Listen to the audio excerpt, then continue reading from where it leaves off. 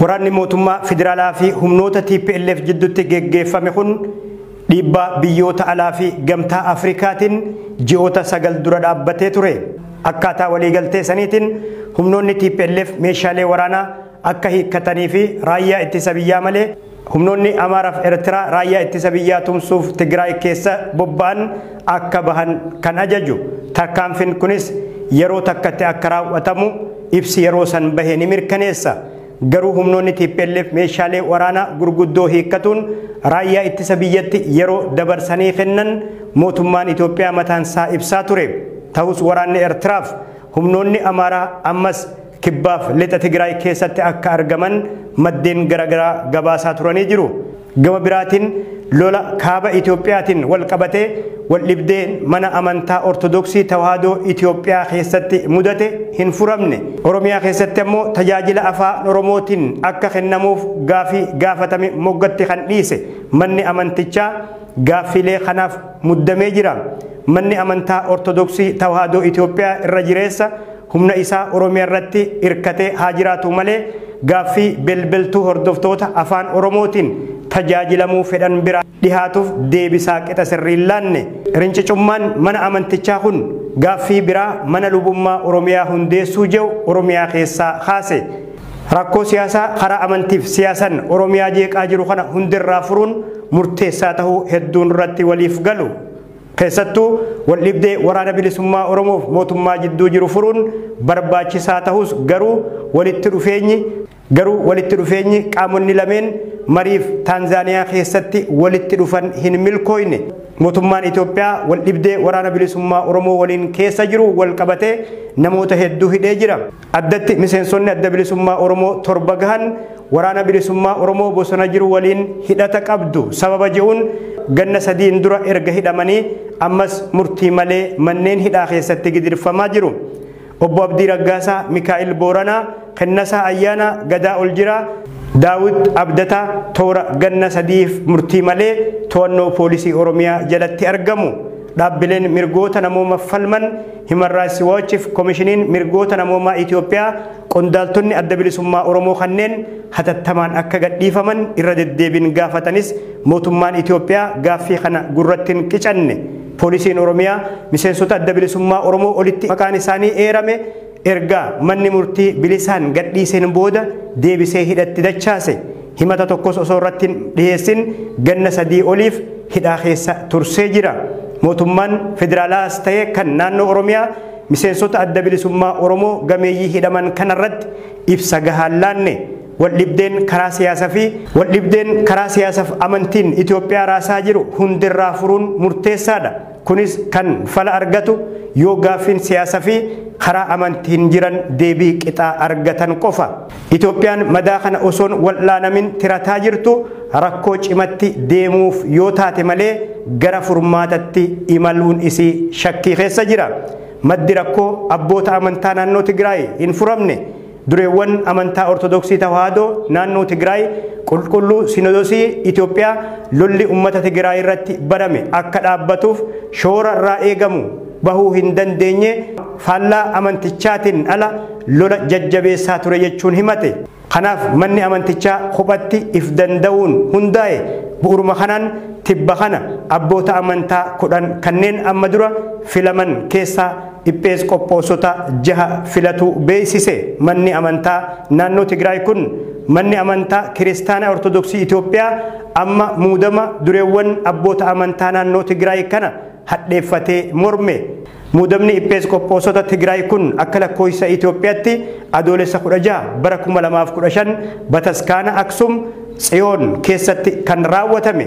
Abbootiin amantaa muudaman biyya keessaaf alatti mana amantaa Tigraay bakka bu'uun tajaajiluuf akka bobba'anillee waltajjii kanarratti ibsame. Abbootiin amantaa Tigraay caaseffama bulchiinsa haaraa kana labsuuf kan isaan dirqe yeroo lolli geggeeffamaa turetti abbootiin amantaa dhalootan Amaara ta'an olola waraanaa bal'aa jibbiinsa uummata Tigraay calaqqisu oofan jechuun komii jabaa dhiheessurraa kan madde. Kana malees maallaqaaf meeshaalee waraanan lola keessaa qooda fudhatan jechuun abboota amantaa Finfinnee himatan. Abbootiin amantaa Tigraay kanneen qulqulluun Sinodosii Itoophiyaa Finfinnee maadhiffate garuu caasaa haaraa manbara Salaamaa Kasatee Birhaan jedhu kan Tigraay kanaaf beekamtii tokkollee akka hin laanne ibsee jira. Adeemsi isaatis qanoonaa fi seera bataskaanaa kan diigee jechuun cimsee dura dhaabbate. Torban lama dura jilli Abuna Maatiyaasiin durfamu Maqaletti imaluun bataskaanni itti cifamuun ni yaadatama. Mufii cimaa Tigraayitti mudate kana muummichi ministeera Abiyyi Ahmadii fi pirezidaantiin bulchiinsaa yeroo naannoo Tigraay obbo Geetaachoo Raddaa jidduu seenanii akka araarsanillee gaafatanii turan. Garuu muummichi ministeera Abiyyis tahee Geetaachoo Raddaa dhimma kanarratti waan jedhan hin qaban. Dureewwan amantaa Tigraay ammoo ibsi gogaan bahu imala keenyarraa if duuba nun deebisu ni gormooyna jechuun itti fufanii jiru. Haaluma kanaan iphees qophoosota haaraas labse. Buuruma kanaan biyya Awustiraaliyaatti bulchaa bataskaana qulqulluu Maariyaamitti Abbaa Sarqa Birhaan Walda Saamu'eel dhihaatanii jiru. Abbaan amantaa kun amma dura dirree xiyyaaraa Booletti iggitamuun gara biyya Hinditti if duuba deebifamuun ni yaadatama. Akka abbootiin amantaa Ortodoksii gameeyyii fi hordoftoonni amantii Oromiyaa keessa jiran jedhanitti ammoo manni amantichaa ganna hedduuf garee tokkoon dhuunfatamuun shirri hamaan keessatti dagaagee jira. Shira hidda jabeeffate kana buqqisuuf mana lubummaa Oromiyaa hundeessuuf qabsoo eegaluu ibsan. Garuu muummichi ministeera Abiyyi Ahmad wal dhibdee kana keessa seenuun tasgabbeessuuf yaalanii jiru. Garuu maddi rakkinichaa ammas hundirraan furamne. Sinodosiin Itoophiyaa shira mana amantichaa keessatti babal'atee hordoftoota mana amanticharraa dhiibaa jiruu fi akkasuma kanaan wal qabatee komii dhihaataa jiru kana ni waakkata. Inumaa komiileen ka'aniif gaaffiileen dhihaatan birmadummaa biyyaa ni jeeqa jechuun yeroo ibsu ni mul'ata. Barreessaa olaanaan mana lubummaa Tigraay manbara Salaamaa Kasatee kan tahan obbo Tasfaayee Hadaraa turtii miidiyaa naannichaa waliin taasisan keessatti nuti warra seera qabeessa jechuun himata Sinodosii gatii dhabsiisan. Dabaluunis qulqulluu Sinodosii seera qabeessummaa keenya nu gaafata. Eenyu inni? Isaan mataan isaanii seera qabeessa jechuun deebisanii gaafatan. Baatii amajjii dabree keessas dureewwan amantaa Oromiyaa iphees qophoosota haaraa muuduun isaanii ni yaadatama. Garuu filatamuu iphees qophoosotaa sun manni kiristaanaa Tawaahidoo Itoophiyaa hin simanne. Inumaa cimsee dura dhaabbate. Garuu manni qulqulluu Sinodosii akkuma kan Tigraay ammaa kana dura dhaabbatee ture. Qabsoon Oromiyaa keessatti eegale sun hordoftoota amantichaaf injifannoo fide qaba. Garuu ammas gaaffin gaafatame deebii guutuun arganne. Argachuufis fagoo jira. Boodarra mariin taasifamee qabxiilee gadi irratti yaadonni adda fagaatan uumamanis akka lakkoofsa Itoophiyaatti adoolessa 9 bara 2015 manni kiristaanaa Tawaahidoo iphees qophoosota 9 haaraa muude. Sirna muudamaa kanarratti paatriyaarikii waliigalaa Abuna Maatiyaas dabalatee Abbaa Sawaaros argamanii jiru. Waldhibdeen amma mana amantaa Ortodoksii Tawaahidoo Itoophiyaa keessatti mudate kun ganna hedduu kan lakkoofsise. Amma dureewwan amantaa Tigraay caaseffama haaraa kan mataa isaanii hogganaman diriirfatanii jiru.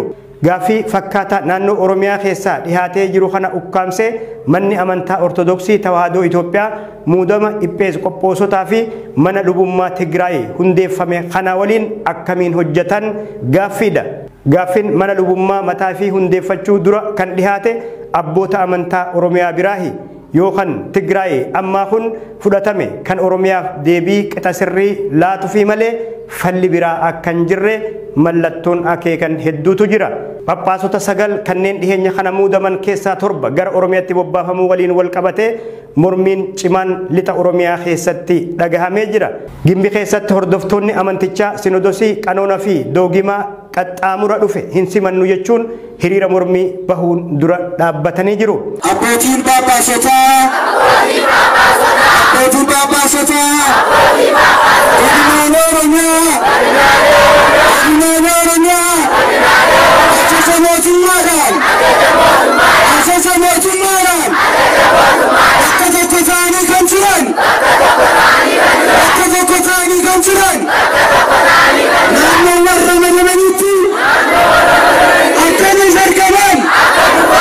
Ika